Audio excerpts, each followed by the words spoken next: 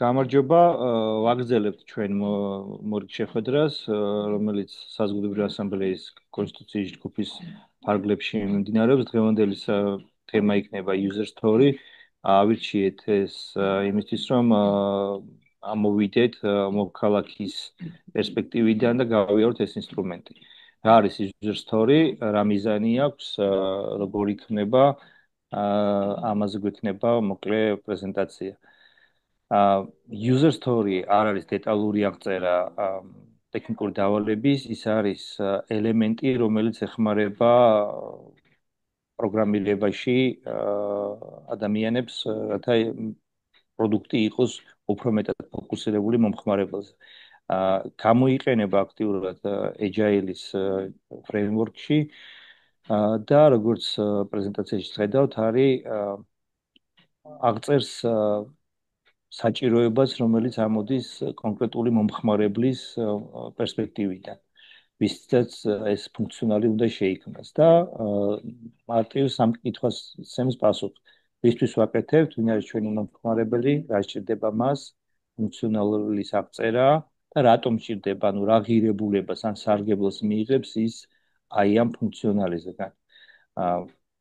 ხშირად არის ხოლმე შეცდომა და ფოკუსირება ხდება ხოლმე რა უნდა გაკეთდეს და აი ამ პირდაპირ ვიწყებთ ხოლმე გადაწყვეტაზე ფიქს და კარგავთ ხოლმე ფოკუს მომხმარებელს რატომ ჭირდება ეს ყველაფერი და user stories იდეა არის სწორედ რომ ყურადღება გადავიდეს რა ღირებულების სთავაზობთ რა ფუნქციონალს რა პრობლემას უგვარებს მომხმარებელს.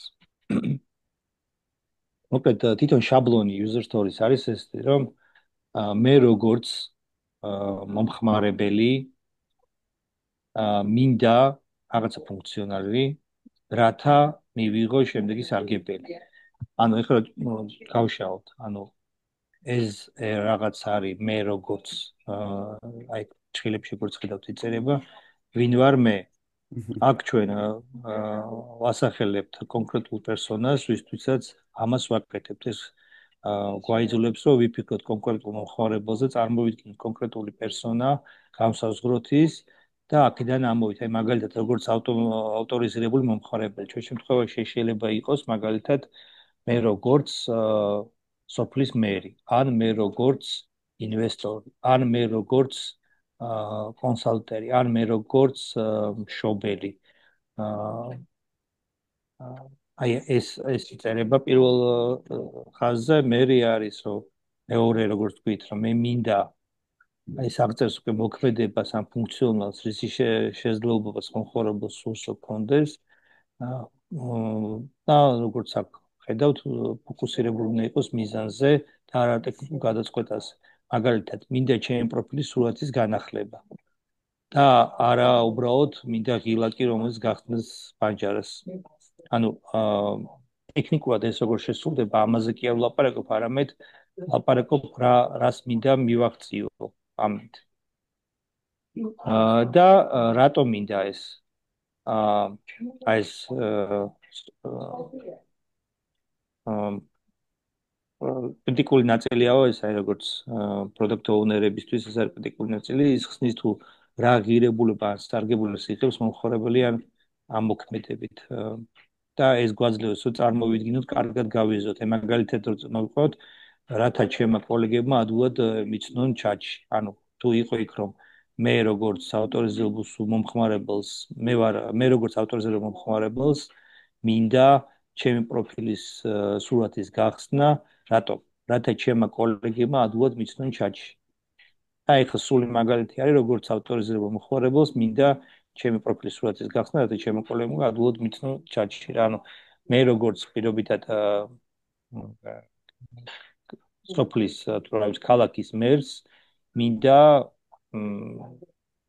კონდეს კომუნიკაცია ჩემ ამომრჩევლებთან ან ჩემ მოქალაქეებთან რათა მათგან მივიღო უკავშირები ჩემ ქმედებებზე პირობითად რა. ანუ როგორც ხედავთ აქ ტექნიკურ solutions-ზე არ არის ლაპარაკი. მე ეს არის ინდიკატორები, რომლითაც იხსნება ხოლმე კარგი user stories გადამოწვევა ხდება რა. რამდენიმე ეს არის დამოუკიდებელ მოლაპარაკებადი, ღირებული, შეფასებადი, მცირე და გადამოწვევად. ეხლა რას ნიშნავს დამოუკიდებელი? იდეალურ შემთხვევაში ეს user story არ უნდა იყოს ხისგან დამოუკიდებული სხვა user stories-ზე. უნდა შეეძლოს მათი შესრულება ნებისმიერი თანმიმდევრობით. რატომ ახომ ეს მნიშვნელობა რომ როგორც product owner-ი არის ის ვინც არქიტექტორია მარტივად რო ვთქვათ სისტემის შეიძლება დაჭირდეს პრიორიტეტების შეცვლა და უნდა შეგიძლოს რომ ეს დაკვეთისას უთხრა რომ ეხა ეს გააკეთე პირველი და არა ეს იქიდან გამომდინარე რომ კონკრეტულ შემთხვევაში შეიძლება აღმოჩნდეს რომ სხვა ფუნქციონალი თავიდან სხვანაირი იგმებოდა სხვა პრიორიტეტები იყო და მე ეს სწრაფად შეიცვალა და უნდა მოერგო ამ ახალ რეალობას და შესაბამისად გქონდეს საშუალება რომ თამიდორობა გადაადგილო და შენ თუ დამოკიდებული ხარ ერთი user story მეორეზე თუ დამოკიდებული ერთი ფუნქციონალი მეორეზე მაშინ ეს გართულდება მეორეა რომ ეგრეთ წოდებული მოლაპარაკებადობა არის რომ როგორც ვთქვით უკეთ ეს არის უფრო დეტალურ ტექნიკური დავალება არ არის სადაც გაძლევს საშუალებას რომ რაღაცა დისკუსიაში შეხვიდე შეელობაში შეხვიდე აა რომ უფრო კარგი სოლუშენი მოიფიქროთ. ანუ აქ როგორც თქვი ტექნიკური გადაწყვეტა user story-ში არ აღიწერება, აქ არის იმისთვის რომ ვეძებოთ სწორედ ოპტიმალური გზები პრობლემის გადასაჭერად. მათ შორის შეიძლება იყოს განსხვავებული, ვიდრე მაგალითად product owners ეს თავიდან წარმოედგინა. ღირებულება, valuable რაც ნიშნავს, რომ მომხმარებლისთვის უნდა იყოს მნიშვნელოვანი და ღირებულებას აძლევდეს და არა უბრალოდ ის, რომ რაღაცა გავაკეთე ფუნქციონალი, ანუ ეს ფუნქციონალი უნდა მომხმარებლისთვის იყოს რა, ანუ ძალიან პრაქტიკულ ღირებულებას უნდა აძლევდეს. ხო, ასევე შეფასებადობა შეიგულისხმება ეს თარგმნა მოკლედ იგულისხმება ის რომ შეგეძლოს გუნდ შეეძლოს რომელიც მუშაობს შეაფასოს შეფასებადი იყოს ამგვარად შეაფასოს თუ ძალიან ბუნდოვანია მაშინ მუშაობაში გაუჭირდება და ნუ მოკლედ რაღაცნაირად ძალიან აბსტრაქტულის არ უნდა იყოს რატო უნდა იყოს მცირე მაშინ ძალიან ის იქნება რა პატარა უნდა იყოს რომ გასაგები იყოს ახმადი იყოს და ძალიან დიდ ამოცანას თუ ეჭიდება მაშინ უკვე რთული არის მისი ანუ ეს დიდ ამოცანას მოკლედ აი ამ პატარ-პატარა სწორებად ყოფ რა ფაზლებად ყოფ რა და ხა თუ ძალიან ბევრ რამეს მოიცავს ეს ფაზლი ძალიან გაბლარულია და ძალიან აბსტრაქტულია მაშინ ამ ეს ეფექტი იკარგება და ტესტირებადობა უნდა ვიცოდეთ როგორ გავიგებთ რომ ეს სტორი დასრულებულია რა შედეგზე უნდა გავიდეს ჩაბარებისას ასე ვთქვათ და უნდა შეგვიძლოს რომ კონკრეტულად აი ეს user stories მიღებული ფუნქციონალი დავტესტოთ, გადავამოწმოთ და დავხუროთ თუ უკვე შედეგი მიღწეული. აი ეს იყო, ასე ვთქვათ, ძალიან მოკლედ ეს არის, ანუ აი ამ სამ რაღაცას პასუხობს. შაბლონი ესე ეწყობა რა, მე როგორც მოქალაქეს აა და რა ვთქვათ, რომელიც შეიძლება იყოს მაგალითად არის არ ვიცი მინდა სასწრაფო დახმარების მიღება რათა უზრუნველყოფილი იქნას არ ვიცი რაღაც აი მოკლედ აი ესე უნდა ავაწყოთ რა იდეა არის რომ განმარტავ ვინ არის რა უნდა სწრაფი დახმარება რათა განიკურნოს რა ეხა ეს ზუსტი არ არის, გაბლარულია და ძალიან დიდ ფუნქციონალს მოიცავს. ანუ ძალიან კონკრეტულ საჭიროებებზე უნდა იყოს მორგებული რა. ეხლა ეს თქვა კარგი მაგალითი ვერ მოვიყვანე მოქალაქეს სამართლებაში, მაგრამ ლოგიკას მიხვდით ხო? ანუ ეს გვაძლევს საშუალებას, რომ მომხმარებლის მთელი იდეა, რომ მომხმარებლების კუთხიდან ამოვიდეთ, მომხმარებლის პერსპექტივიდან რა. თუ რამე კითხვა გაქვთ, კითხვებით შეიძლება დამაზუსტებელი კითხვებით უფრო შეიძლება ნათლად განვმარტო რის თქმა მინდა. მადლობა დათა ძალიან ეს არის საინტერესოა ანუ ეს უფრო bottom up discussion-ია რომ თვითონ users რა ჭირდება სახელმწიფოსგან რატომ ჭირდება აი ეს სწორედ ძალიან მნიშვნელოვანია აი ესეთი ის მაქვს მე ხშირად ესეთი წარმოდგენა მექნება ხოლმე რომ თვითონ რა უნდა ადამიანს ხო შეიძლება თვითონაც არ იცოდეს აი მაგალითად ყველა დადის iPhone-ი უჭირავს ასეთი shape-ის არის თუ რაღაც სხვა ტელეფონები ხო მაგრამ როდესაც თავიდან წამოვიდა ეს ხალხმა არც იცოდა საერთოდ რომ ასეთი ტიპის რამ იქნებოდა მათი ცხოვრების ასე ვთქვათ განუყოფელი ნაწილი. ეს ერთი რომ მართლა იცის იუზერმა მართლა რა უნდა ეს კიდევ ერთი ნაწილი რომ შემოვიტანო აქ და მეორე რაზეც ვფიქრობ ხა შენაც ამბობ არის არსებობს თუ არა ერთგვარი რუკა იმის თუ თქვათ ქვეყანაში ამ შემთხვევაში როდესაც რატომზე ვსაუბრობთ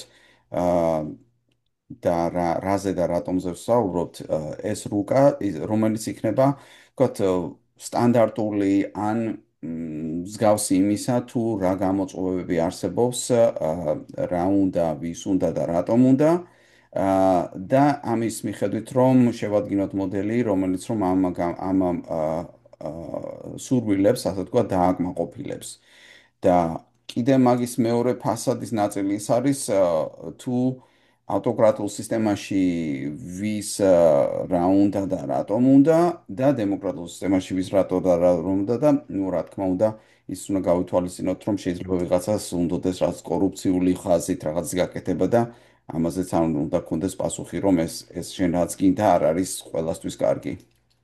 ნახე, მან პირველს რო გავცე პასუხი, მან დაარი ხომე უკვე ერთვება მეორე მეთოდოლოგია, თქვა design thinking-ი, სადაც პერსონების იდენტიფიცირება ხდება. ის design thinking-ის შემთხვევაში შენ რაღაც პერსონას წარმოვიდგენ და ამ პერსონის მიხედვით აღწერ ამ პერსონას და მის საჭიროებებს იდენტიფიცირებას უკეთებ. ეს შეიძლება იყოს გააზრებული მოთხოვნილება ან გაუაზრებელი საჭიროება. ეს ერთი და მეორეა რომ რაღაცა სისტემა რომ გაეშვათ ძალიან ნაცდემი არ უნდა იყოს მომხმარებელს. ანუ ისევ iPhone-ი რო ავიღოთ, iPhone ჯობს და Force მიეწერება ხოლმე, არ ვიცი რამდენი ესე იყო. ჩვენ მე რომ მეკითხაო Force მიეწერენ ხოლმე, მე რომ მეკითხა რა გჭირდებაო, მეტყოდან უფრო სწრაფი ცხენებიო და მანქანა სხვა რაღაცა, ისე როგორც ფოკუს ჯგუფების უსო მეკითხაო ჯობს მიეწერება, მაშინ iPhone-ამდე ისინი ვერ მივიდოდნენ, მაგრამ კარგი ანალიტიკოსი სწორედ ის არის, რომელიც ხედავს არავერბალიზებულ საჭიროებებსაც მომხმარებლის. იმიტომ რომ თქვა iPhone-ი რო ავიღოთ, ხო, ადამიანებს ჰქონდათ უკვე თაბებზე გამოცდილება, კომპიუტერებზე გამოცდილება, ინტერნეტში ნავიგაციის სურვილი, იმავდროულად მობილური კომუნიკაციის სურვილი, ჰქონდათ სურვილი ფოტოების გადაღების და თუ გახსოვთ იმ პრეზენტაციაში, სწორედ აი ამ სამ რაღაცას იმაშვება რა, რომ დარეკვაო ტელეფონიო, ინტერნეტიო და მე მგონი მესამე რუკა იყო იქ რა და აი სამივე არის აქო. ანუ სერვისები, ინტერნეტ სერვისები და აგერ არის ერთი მასში არისო ჩადებულიო. ხო და ანუ ეს არის უკვე დიზაინერის პრობლემაა, ესე ვთქვათ, რომელმაც უნდა ვერბალიზებული მოთხოვნილებების მიღმა დაინახოს საჭიროებები. მან ხო ეგ არის რა მოკლედ მაგის გამოსავალი და ჩვენ თუ ვაწყობთ შეგვიძლია თქვა თავიდან ამოვიდეთ ნორმალურ შემთხვევაში მოქალაქეებს საჭიროებები აქვთ მაგზიდან წავიდეთ მეორე მხრიდან გვირაბის მეორე მხარეც გავჭრათ ასე ვთქვათ და დღევანდელი მოქალაქის საჭიროებებსაც დავაკვირდეთ და ისინი სადღაც შეხვდებიან ერთმანეთს აუცილებლად და თუ კალიბრირებულია ეს სვლა და დიზაინერის ამოცანა სწორედ ეს არის, ამ შემთხვევაში მაშინ იმ მეორე ვირავის მეორე მხარეს, კედლის ვირავის მეორე მხარეს ფობს შევიყვანთ, გამოვიყვანთ სწორო მიმართულებით რა, ეგ არის ეს მე რას ვფიქრობ, იცი რომ დავა მე რას ვფიქრობ, იცი რომ დიზაინში აუცილებლად უნდა გქონდეს ესენი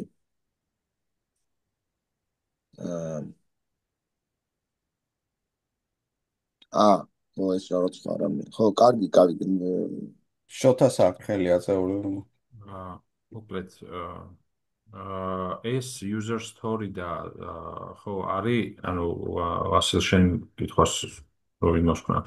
არის ანუ კვლევის შედეგად მიღებული statement-ია რა. ეს არ არის რომ მე ვკითხე ვიღაცას შე რა გინდა და იმან მიპასუხა. ანუ ამამდე ანუ მეთოდოლოგიურად აქ სანამ ამას მიიღებ ამ statements ამ წინადადებას იღებ სხვანაირად აი design thinking-ში და თან რაც თქვა ამ statements ქვია problem statement-ი ზუსტად ამ ფორმულირებით არის იქაც რა ხო და ის სანამ აქამდე მიხვალ მაგ წინადადებამდე კვლევას ატარებ ანუ და კვლევაში ბევრნაირი შეიძლება იყოს ხა design thinking-ს ძალიან უყვარს მაგალითად ეთნოგრაფიული კვლევა აი სწორედ მაგის გამო იმიტომ რომ მე კი არ ვაკოპირებ შენ რასაც მეუბნები. არა, მე შენ გაკვირდები, რასაც ამბობ, როგორც იქცევი, საერთოდ რა და მაგის მიხედვით ვაკეთებ დასკვნას, რა არის შენი user story, ესე ვთქვათ, რა არის problem statement-ი რა. ანუ იმის თქმა მინდა რომ აქამდე ესე პირდაპირ არ ამბობ რა ამას. მეთოდოლოგიურად სწორად, როცა მიდიხარ ამ იმამდე statement-ამდე, მანამდე გაქვს კვლევა ჩატარებული და ეს არ არის კოპირება ვიღაცას ნათქვამის, ეს არის შენი დასკვნა, რომ აი ეს პერსონაც კვლევის შედეგია. ხო, როგორი ვთქვა, ტიპური ადამიანი ვინ არის, თქვა ტიპური მოქალაქე. როგორი არის რა, ხო? ეგეც კვლევის შედეგი არის. ანუ ამას უსწრებს კვლევა ძალიან სპეციფიური მეთოდოლოგიით. იქ არის რაღაც persona map-ი არის, journey map-ი არის და ეგეთი რაღაცები. stakeholder-ების mapping-ი რასაც stakeholder-ებიც ყველა, რასაც გამოყავს საბოლოოდ ესე დაიწურება და რჩება ერთი წინადადება პატარა ამოცანის ფორმატში რა, რომ აი ეს არის, აი მაგალითად ესეთი სიტყვაზე თანამშრომლები სულ აგვიანებენ სამსახურში რა. ხო და შეიძლება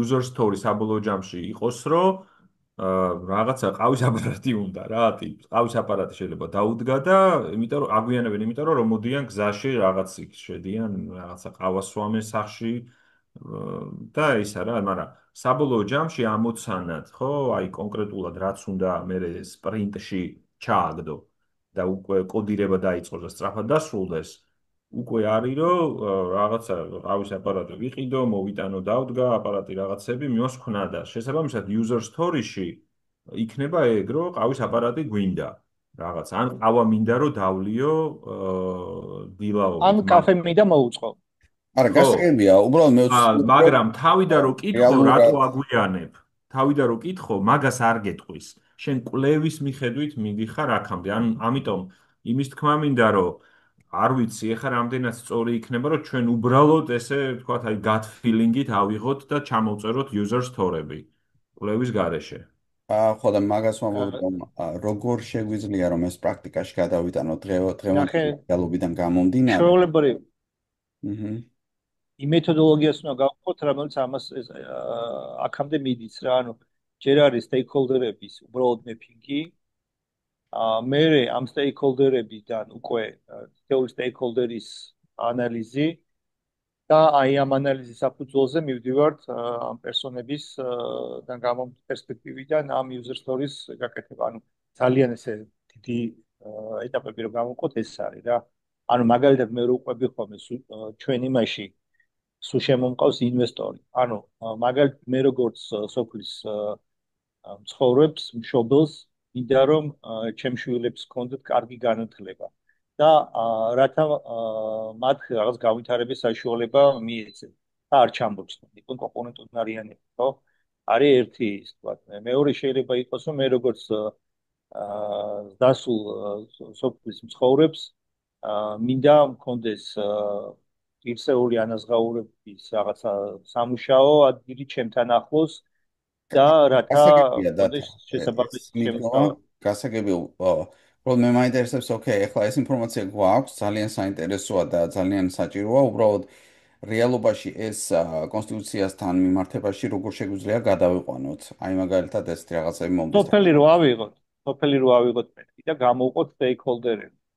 ოკეი ეს მეპინგი გავაკეთოთ სტეიქჰოლდერების და აი ვინ გონია რომ სოფლის განვითარებისთვის არის მნიშვნელოვანი სტეიქჰოლდერი რა იქ ნუ ილია მე ამ სტეიქჰოლდერების ანალიზის მეთოდოლოგიაც გავაზიარო მეტყვი იქნება ეგეც და იქიდან ამოვიდეთ რა იმიტომ რომ ამ სტეიქჰოლდერებში არის ყველა დონე გამოიყოფა ხო ანუ იქ მსხოვრებლები მით პოტენციალურად ინვესტორი შეიძლება ჩემი აზრით არის კონსალტერებიც ასევე რომლებიც ეხმარებიან ამ ბიზნესებს იქ შევიდნენ. ეს შეიძლება იყოს საფინანსო ინსტიტუციები, ეს შეიძლება იყოს ადგილობრივი ძალოვნები, მე უკვე იმ სოფელს ჭირდება სტეიქჰოლდერი არის იგივე კანტონი მეორე დონეც, ცენტრიც, იმიტომ რომ უსაფრთხოება ჭირდება, ანუ მათი საჭიროებით, მოქალაქის საჭიროებიდან რომ დავმეფოთ რა. იმიტომ რომ ჩვენ კონსტრუქციას პრობლემა არის ხოლმე ინფორმაციის სისტემებშიც რა. როცა ეს ზევიდან მეფავ კი არა და აწყობ იუზერი რჩება მიღმა და მე ეს სისტემები არის ხოლმე მე მთელი წვალება როგორ შეტენო მომხმარებელი ვისაც ეს ყოფილიყო ორიენტირებული ამ სისტემას ანუ მე მგონია რომ შეიძლება ეს იყოს ეგეთ სავარჯიშოსავით გავაკეთოთ brainstorming-ის რეჟიმში გამოყოთ სტეიქჰოლდერები რომელიც აი მოქალაქის დასახლებული პუნქტის გარშემოა და იქიდან ავაწყოთ მე დავინახოთ ამ სტეიქჰოლდერების ასე ვთქვათ საჭიროებები და შევქმნათ ისი ასე ვთქვათ მე იუზერსთან. ხო, ერთი არის მანდ რომ უბრალოდ ესე რომ მსჯელობ და რაღაცა ლოგიკური გამოდის, ვთქვათ, ამ მეთოდის გამოყენება, თუმცა კონსტიტუციასთან თუ მართლობის სისტემასთან მიმართებით, ხო, თითო პერსონას ძალიან მრავალმხრივი შეიძლება ქონდეს. მაშინ როცა ვთქვათ, საინფორმაციო სისტემებში, ანუ სისტემაში, ხო, იქ შეიძლება სულ რამდენიმე ფუნქცია მჭირდება მე და ამიტომ ადვილია ვთქვათ, ადმინისტრატორი ვარ, იუზერი ვარ, ვთქვათ, LMS-ში ვთქვათ, მასწავლებელი ვარ, სტუდენტი ვარ, ხო, რაღაც სისტემაში რომ შევდივარ, იქ სასრული რაოდენობის იმას ვიყენებ, რაღაც მცირე თითზე ჩამოსათვლელ ფუნქციონალს, რომელიც user story-ში მარტივად გადადის. უბრალოდ მართლობის სისტემასთან მიმართებით ეს რამდენად ის იქნება, იმიტომ რომ ის ვთქვათ კლიკები ცხოვრებაში კლიკები არ არის, ძალიან მრავალმხრივია, ხო? ეს კითხვა მაქვს, ეხლა რამდენად შეიძლება იმუშაოს. შეიძლება გამოგვადგეს უბრალოდ პერსონები, შეიძლება გამოგვადგეს, მაგრამ ანალოგი user story თავისი ბოდიში, აი ამ Scrum-ის კრიტერიუმებით არ ვიცი. ნახეთ, მანდ არის IT სისტემებში შეიცვალა ცოტა 20 წელია ადრე იყო ფიქსირებული როლები კი არა იმას აღარ მაქვს ფიქსირებული ის ქონდა რა ერთი ადამიანს ქონდა ერთი როლი და ეხლა არის მულტიროლური მიდგომა ხო ანუ მე შეიძლება იმავდროულად ვიყო ვიკიპედია რო იყოს რომელიც მარტივია ხო მე ვარ მკითხველი ჩემი როლი არის მაგრამ იმავდროულად მაქვს მეორე როლი როდესაც მე ვარ რედაქტორი წერალიც შეიძლება იყოს რედაქტორიც და Airbnb-ში მე მაქვს როლი შეიძლება მქონდეს ის ვინც ქირაობს და ის ვინც აქირაობს ამიტომ როლები თუ წავალთ ანუ user story პრინციპში ამაზეც არის მორგებული როლებს აღწერ არის მე როგორც არის სწორედ როლი რა როლში ვარ მე როგორც მოქალაქეს მაქვს რაღაცა როლი ამ სადღაც მე ვარ როგორც მშობელი სადღაც მე ვარ როგორც პაციენტი სადღაც მე ვარ ის ვისაც უნდა რომ გადაწყვეტილების მიღებაზე კონდეს გავლენა მე სადღაც ვარ ვიც კატასტროფის ქვეშ მოექცა ეპიდემიის მაგალითად ან რაღაც სხვა აი ამ როლებით თუ ვიწავალთ რა სიტუაციებში შეიძლება აღმოჩნდეს ხო ეს აპირებებს უკვე როლებს ეხა იგივე ხო, რაც მე კი არ გვაქვს მიგულისხმია, იქ გასაგებია სხვა რამეს გულისხმობ, მე გულისხმობ, რომ არ ვიცი, უბრალოდ კითხავს, რომ ინფორმაციულ სისტემებში მაინც რაღაცა არის ასრული და უფრო ის არის, ეს როლი, თქვათ, ადმინისტრატორის როლში ვარ თუ იმის როლში ვარ, ხო? იქ მაინც იმ სისტემის ფუნქციის ფარგლებში მოქმედებ რა, რაღაცა სასრული ისენი მაქვს. მაშინ როცა თქვა საზოგადოებრივ სივრცეში არ ვიცი შეიძლება რაღაცა მილიარდობით კომბინაცია არსებობდეს ამ ჩემი იმეების ინტერაქციის რა ხო და არ ვიცი ანუ რამდენად ის არის თქო მან იქნება როგორ ხომ ხო თქვა და თუ ინფორმაციულ სისტემებში არის ეს როლები და არის როლების სეტები აი სხვა გზა უბრალოდ არ აქვს ანუ ხო ავიდეთ ხო რომ შევხედოთ პრინციპში აქაც რაღაცა 20 როლზე მეტი შეიძლება არ იყოს და იქიდან შეიძლება მე სეტები გავა ანუ ეს ურთავ ხოლმე სეტებს და როლების სეტებია ხო ეს მე მგონია რომ ეგ არის გამოსავალი იმიტომ რომ თუ ესე არ წავედით უბრალოდ მაშინ შეიძლება აუცდეთ მოქალაქის ინტერესებს რა იგივე პრობლემა ანუ კონსტიტუციას ხო თავისუფლების და სისტემა ხო და ჩემი კითხვა არის უფრო ის რომ ინტერესებს აუცდეთ შეიძლება მაგ შემთხვევაში რომ შევიზღუდოთ არა თვითონ არ უნდა აუცდეთ მე შეიძლება ჩამოვწერე გამოვიდეს უბრალოდ მე ამას ასეთნაირად უყურებ რომ ესე დავალებასავით უნდა მივცეთ ან AI-ს ან რაღაცა სისტემას რომ აი ამ კონსტიტუციურ მოდელში წარმოიდგინე რომ გავიდა 10 წელი ამ წელიწადში როდესაც როგორც კონსტიტუცია რაღაცნაირად გათავისდა საზოგადოებაში საზოგადოება მიაღწია რაღაცა სიმწიფეს და დასტაბილურდა სიტუაცია და ამ სტაბილურ მდგომარეობაში სოფელში ცხოვრობს გოგონა, რომელსაც უნდა ვთქვათ, უნივერსიტეტში ჩააბაროს და შემდეგ სამუშაო დაიწყოს. და აი ამ სიტუაციიდან გამომდინარე, ეხლა ვის უნდა, რა უნდა და რატომ უნდა ეს ყველაფერი. ანუ ძალიან ბევრი ის არის რა, ეს crystal ball როგორ არის რაღაც ის უნდა კონდეს, სამკითხაო თემაა რა. მაგრამ თუ არსებობს ამისი გზები, რომ რაღაცნაირად ეს სიმულაცია გაუკეთოთ ამას, არ ვიცი და აი ძალიან საინტერესო თემაა საერთოდ. უბრალოდ აქ დროის ფაქტორის ემატება ამ ყველაფერში, რომ ეს პროგრესია საზოგადოების უნდა გათვალისწინდეს ამ ფორმულაში. რეალური ავიღო ლექტალოგოთ ჯერ ავიღოთ დიალოგი შერაცხვი ვასილ და პირდაპირ ეხლა შეგვიძლია მთელი დრო დავუთმოთ იმას რომ დავფოკუსირდეთ პრომპტზე ეხლა ხელოვნური ინტელექტია უკვე და შეგვიძლია ვთხოვოთ რომ ეს ყველა როლი ჩამოგვიწეროს და შეიძლება ეხლა ვთქვათ აი ამ პრომპტზე გავაკეთოთ brainstorming-ი რომელთაც ყველა შესაძლო როლი იქნება მე რევიუ გავაკეთოთ ამ იმის თუ რამე გამოჩა და დავაკორექტიროთ და დამოკიდებულად გქონდეს დავალება რომ ყველა აი პრომპტით ჩვენ AI-ებს ველაპარაკოთ და ვთხოვოთ და მე ვაკორექტიროთ და ეს მოვიტანოთ მე მოგცემს ეს საშუალებას რომ უკვე უთხრათ რომ ამათი პერსონები შექმნას და მე გადაიყვანოს user story ანუ აჩქარების ეს ვარიანტი გვაქვს ეხლა ეს რაში გვეხმარება ნახეთ ეს ეხმარება user story ეხმარება რომ ჩახურულია თუ არა ყველა ეს როლი ყველა ამ როლისთვის საჭირო ფუნქციონალი რომ ინდიკატორი იქნება სწორედ ეს რა ჩემის აზრით ამას მიუყენებთ მე ყველა შეგვიძლია მიუყენოთ ყველა ჩვენ მოდელს ერთ-ერთი ინდიკატორი შეიძლება იყოს ეს რომ ჩვენ ხო მოქალაქისთვის ვაკეთებთ და შესაბამისად მოქალაქის პერსპექტივიდან უნდა იყოს ის სისტემები გამართული რა ვიცი აი ეს იქნებ data ერთი ასეთი მაგალითი გვანახო იქნებ შემდეგ შეხვედრაზე მაგალითად თვითონ პრომპტის სახით ან მიდგომის სახით რომ ჩვენ წარმოვიდგინოთ უკეთესად პრაქტიკულად რა შეიძლება გაკეთდეს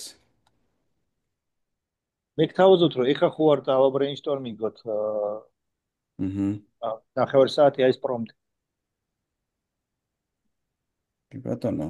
ან შეგვიძლია მოვამზადო და მოვიტანო შემდეგი როგორც გირჩევნია.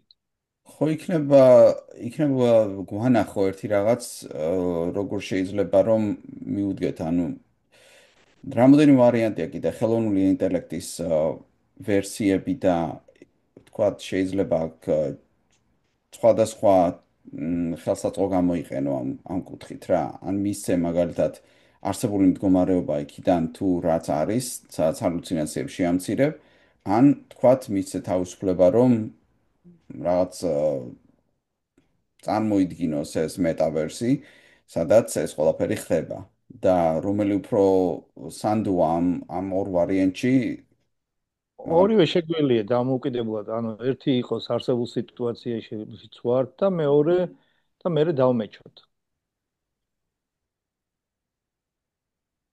აი საინტერესო მე დავიწყებდი იდეალურით, იმიტომ რომ კონსტიტუცია არის ინსტრუმენტი, რომელიც არსებული მაგაში state-დან გეთანხმები კი მდგომარეობიდან გადაყეხარ სასურველ მდგომარეობისკენ, ხო? იმიტომ რომ ეს ანუ ეს არის ფორვარდერია რა რაღაცნაირად კალაპოტს ქმნის. ხო და მე მგონია პირველ ყოვლისა არის სასურველი მდგომარეობა, რომელიც შეიძლება მიუღწეველია, მაგრამ რომისგანაც ესწრაფი რა.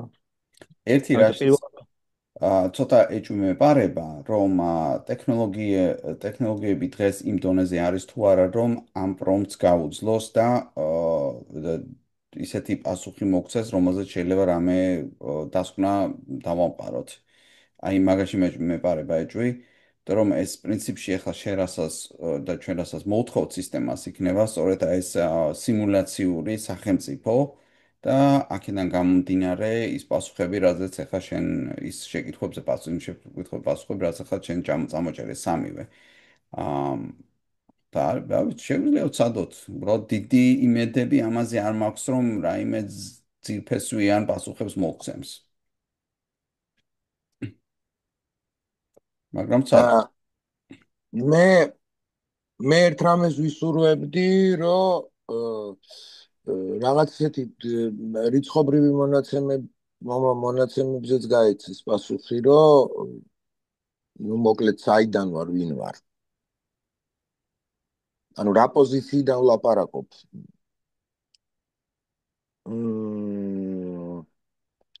საიდან ვარ რა, აი ჩემი ინტერესების რა თემიდან ვარ მოკლედ რა, აი რეალურად რომელ თემს წარმოვადგენ, რომ ამაზე პასუხი მჭირდება იმდენად, რამდენადაც მივხვდე რა მაწუხებს რა ვის რა აწუხებს. ხო, რატომ აწუხებს, ხო? აი მე კონტექსტი, ანუ პრომპტს სჭირდება კონტექსტი, კი ბატონო. მაგალითად, მოდი გავყოთ რა კონტექსტები გვაქვს. გვაქვს მცირე მოსახლეობით დასახლება. ხო. დასახლება, დიდი რაღაცა დასახლება რაღაცა რამდენი მოსახლეობა ვთქვათ? მეორე. აა 500 კაცი. არა, რამდენი ვთქვათ არა. მოდი ესე იყოს, რომ თავისუფლად იყოს რა, თვითონ ჩაწეროს რამდენიც. ოკეი, აი ეგეც შეგვიძლია ვკითხოთ, ანუ კონტექსტი თვითონ განსაზღვროს. კონტექსტის განსაზღვრაშიც მოგვიხმაროს. ანუ პრომპტისთვის კონტექსტი მნიშვნელოვანია. მეორეა, რომ ვეუბნებით, რომ იდეალური სახელმწიფო, იდეალური სახელმწიფოა, რომელშიც არის მცირე მოსახლეობების დასახლება, სადაც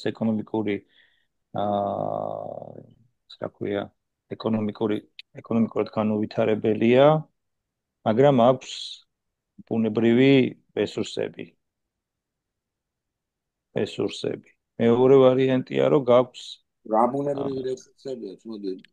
კი, ეგ უნდა იყოს, ანუ აგრორესურსები. ტყე, მიწები არის ერთი, ხო? ეგ ზოგადი კონტექსტია რა, საქართველოს შემთხვევაში ყველას აქვს. ეგეთი ადგილი არ არსებობს საქართველოს, რაც ეგ რესურსი არ არსებობდეს და. თბილისს არა აქვს. ვის? თბილისი. ხო, თბილისი ქალაქია, რა თქმა უნდა, ეს ისე.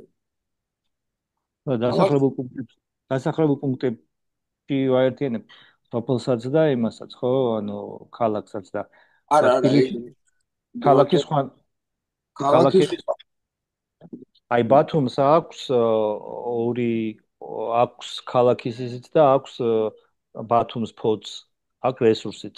არა, ეგრე, არა, მოიცა, ქალაქია. ფოთი კიდე ვაფშე სხვა რამეა. ფოთი ქალაქის პრინციპში 40,000 კაცი ცხოვრობს, ქალაქს არ არის. დაბა არის წესი, დაბას უნდა ვეძახდეთ, მაგრამ ქალაქს ვეძახდით, არა უშავს. თბილისი, ბათუმი, კიდე რა გვაქვს ეგეთი, რუსთავი.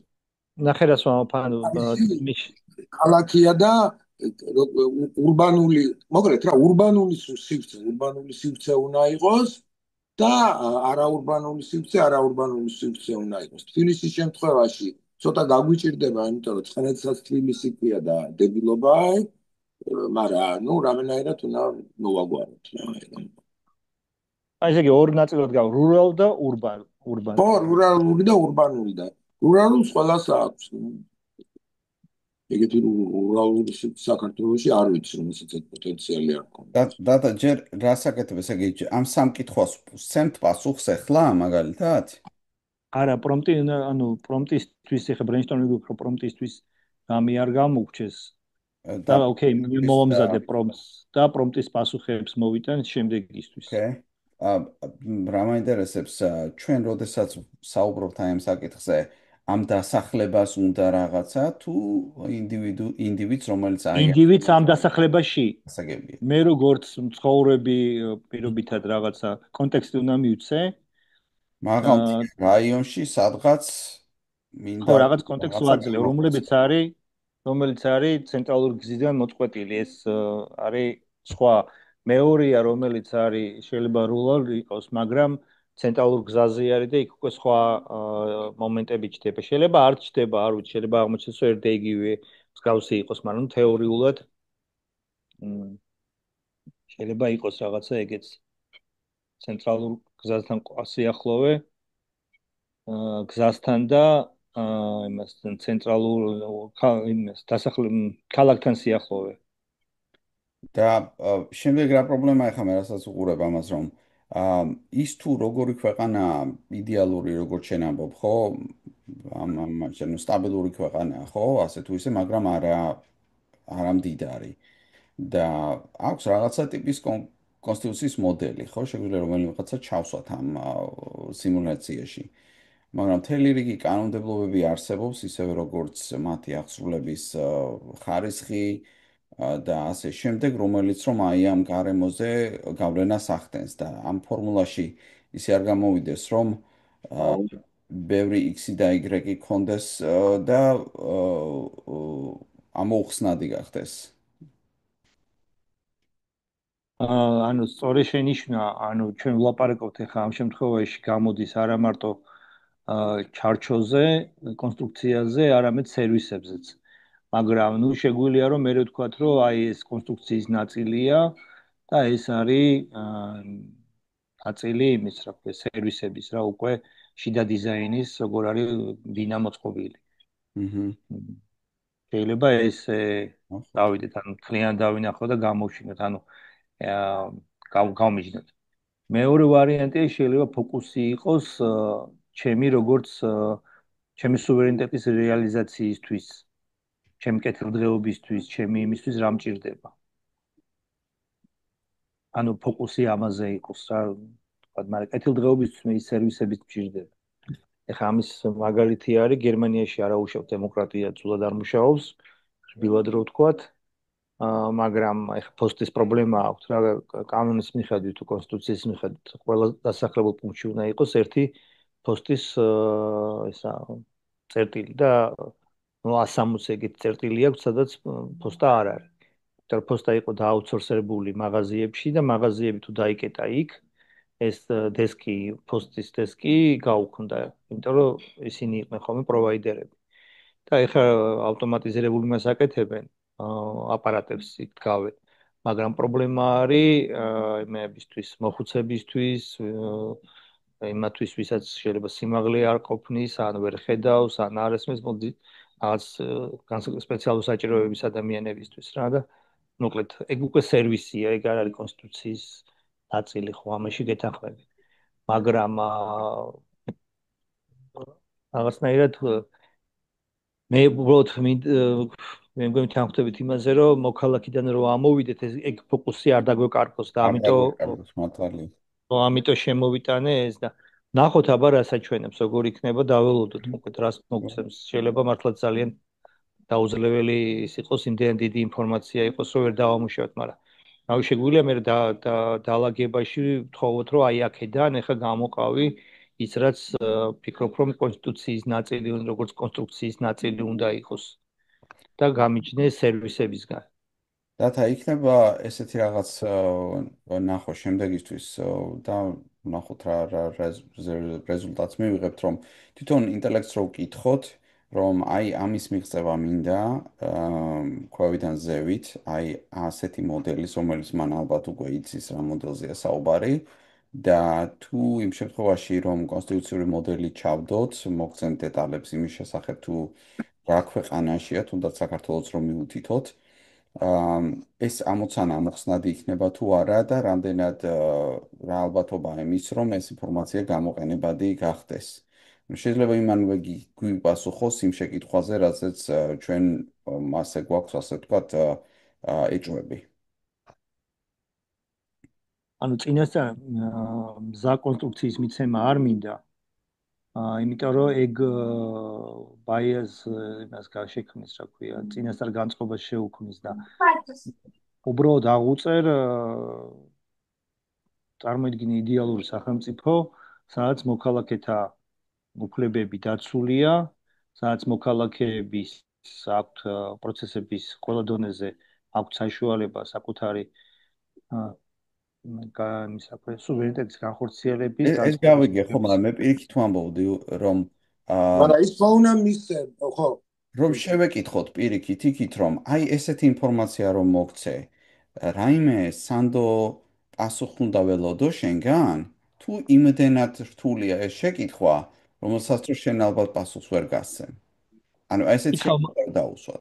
მაგას ვკითხა, მაგრამ არ ექნება ეგ პრობლემა, არა აქვს, იმიტომ რომ მთელი დამუშავებული ეს ფილოსოფიები დამუშავებული აქვს და თქვა იდეალური სახელმწიფო პრინციპში რას უნდა ასრულებდეს იცის. ანუ შეიძლება პირველი კითხვა იყოს, აი ხა რა ვიცი შევეცდები მაშინ მაგის. პირველი კითხვა იყოს, რომ იდეალურ იმაში მოქალაქეების როგორ წარმოგვიდგენია იდეალური სახელმწიფოში მოქალაქეების უფლებები, რა ვიცი, ანუ რაღაც ამდაგვარი და ამ აქედან გამომდინარე ამოვიდეს. აი მე მოკლედ თუ ეხა არ ვაკეთებთ ის არა ის უნდა მივცეთ.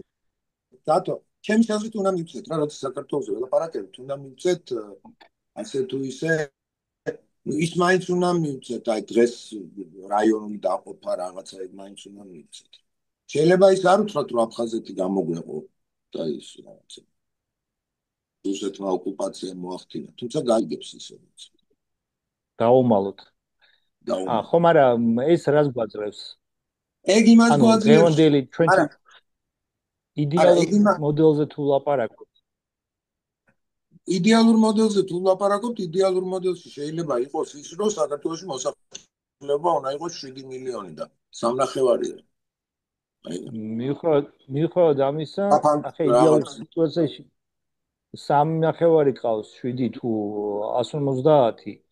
იდეალურ სიტუაციაში ხომ ის გაქვს, რა ქვია, უნდა მოქალაქის აი საჭიროებები იყოს დაკმაყოფილებული, რა მნიშვნელობა აქვს? ხო, უნდა იყოს დაკმაყოფილებული, მაგრამ ამ მოქალაქის საჭიროებებში არის ისიც, რომ არ უნდა იყოს ძალაუფლება მიტაცებული, ხო? ხო და აქ მერე ეწყობა უკვე ავად დაეწყო უკვე მთელი რიგი პრობლემები და აქედან გამომდინარე რაღაც ინფორმაცია მას ხო უნდა კონდეს რა სახელმწიფოზეა საუბარი. ნახე user story-ში მე არასწორად ბოლომდე ვერ მოვიტანე user story-ში solution-ები არ იწერება. user story-ში იწერება არა გადაწყვეტები, არამედ რისთვის უნდა ეს, ანუ არა ის რომ მომეცი 3 ღილაკი, რომელიც ამას არამედ წერ რომ მე მინდა რომ რაღაცა იყო აქ რომ მაგალითად როგორც ავტორიზებულ მომხმარებელს მე მინდა ჩემი პროფილის სურათის განახლება, რათა ჩემმა კოლეგებმა ადვილად მიცნონ ჩატში. ანუ აქ არ წერია რომ თქვა 1 ღილაკი თუ 3 ღილაკით, ანუ ტექნიკური რეალიზაცია ეს როგორ ხდება. ამაზე არ არის, არ აღიწერებ. ეს უკვე შემდეგი ის არის, მე მიდის უკვე ბრეინსტორმინგი, როგორ მივახციოთ აი იმას. ანუ როდესაც უკვე ტექნიკური დავალება ამის შემდეგ ნის. ანუ ეს არის რომ არ დავკარგოთ ფოკუსი, ანუ არ გადავიდეთ პირდაპირ ტექნიკურ გადაწყვეტაზე, რომელიც აი ამ რათას values, რომელსაც ვაძლევ. არ დაიკარგოს. value არის რომ ჩემმა კოლეგებმა მიცნონ ჩატში. ეს უნდა. ამ ღირებულებას აძლევს რა, ანუ მე მინდა რომ კარგი განათლება იყოს ხელმისაწვდომი ჩემს სოფელში, რათა ჩემ შვილებს კონდეთ საშუალება იყვნენ კონკურენტულები. ო, გასაგებია. მაგრამ ჩემს სოფელში ცხოვრობს 50 კაცი. და მე იწყება უკვე solution-ზე ფიქრი და შენ მე უკვე ამოწევ რომ ეს არის ნახე უფრო სწორი იქნებოდა რომ ჩემს სოფელში კი არა, ხო ჩემს სოფლიდან გაუსვლელად ხონდეს იყოს კარგი განათლება რა. ჩემს სოფელში იყოს ხელმისაწვდომი კარგი განათლება, რათა ჩემს შვილებს ქონდეს კონკურენტული კომპეტენცია. და ეს უკვე როგორ არის რომ ჩემს სოფელში იქნება სკოლა დისტანციურად იკეთდება თუ რაღაცა სხვა, ეს უკვე არის ტექნიკური გადაწყვეტა. ხო, მაგრამ ის ჩემს არა, მე მაგას ვიძახი ზუსტად რომ როდესაც მე ვწერო ჩემს სოფელში მე მინდა კარგი განათლება თუ რაღაცა, ხო?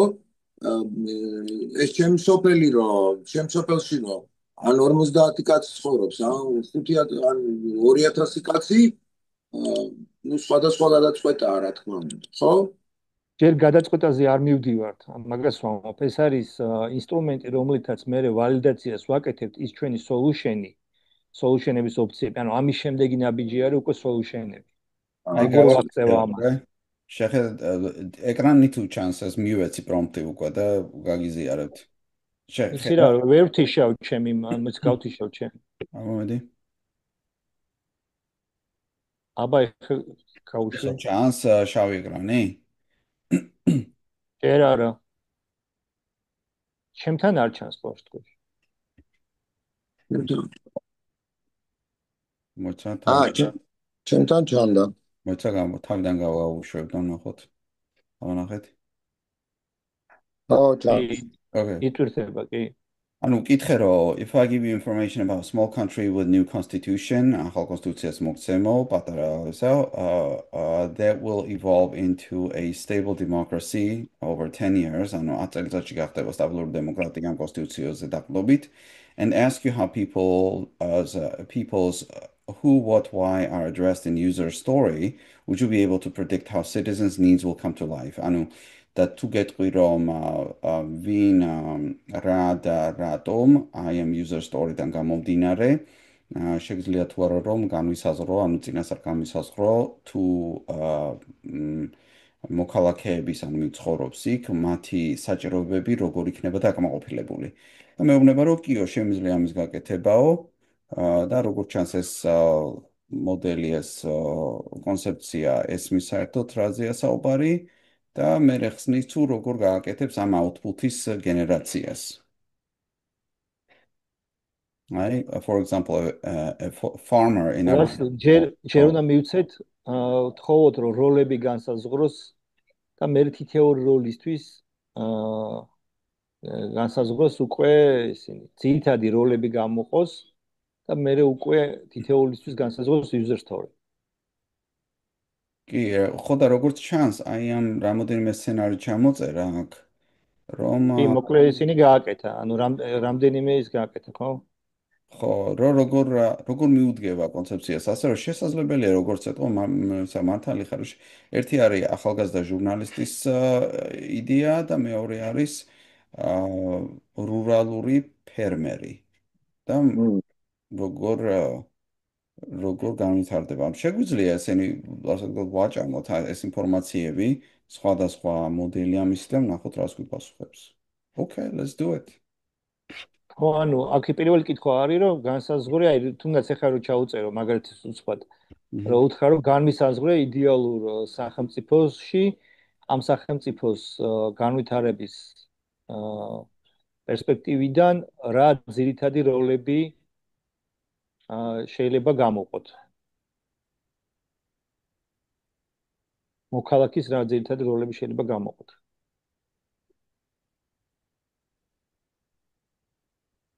და ესე იგი ფუნქციები როლი მიხვდება ეს თან.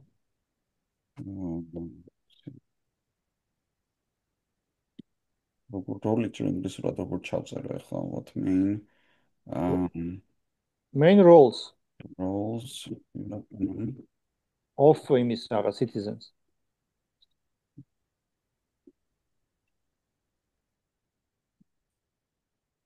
არ ვიცი, ხა ძალიან ზოგადი შეკითხვაა და როგორ გაიგებს ღმერთმა უწყის, მაგრამ Okay. In ideal democracy, what main roles will citizens play? ესეთი რაღაცა შევეკითხო რა. შეიძლება კი იყოს კი. მე მაგას დავამუშავებ, იმუშავებ და დავამუშავებ.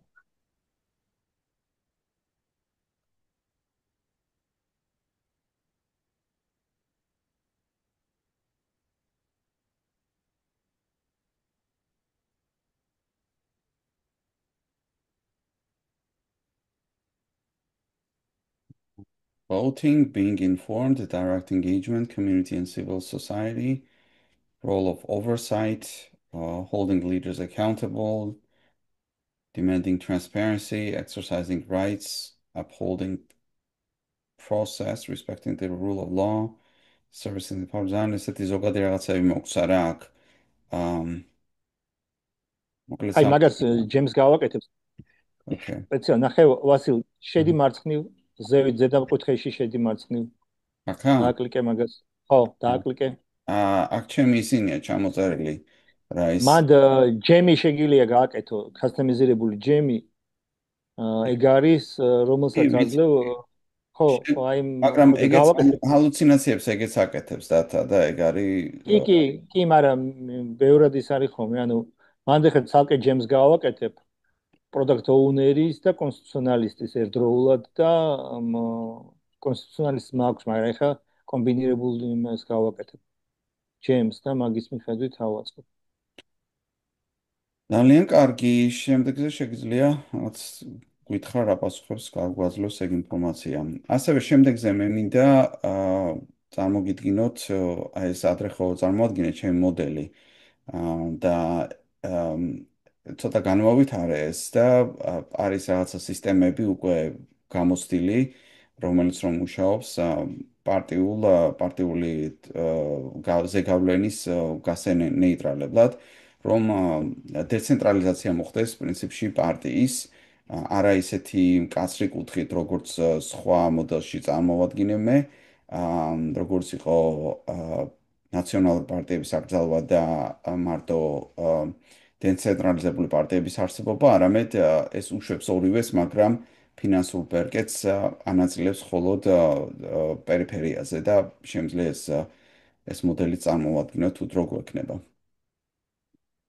კარგით, მაშინ დავამთავროთ ამ შეხვედრა. მადლობა, საინტერესო იყო ნამდვილად ათა.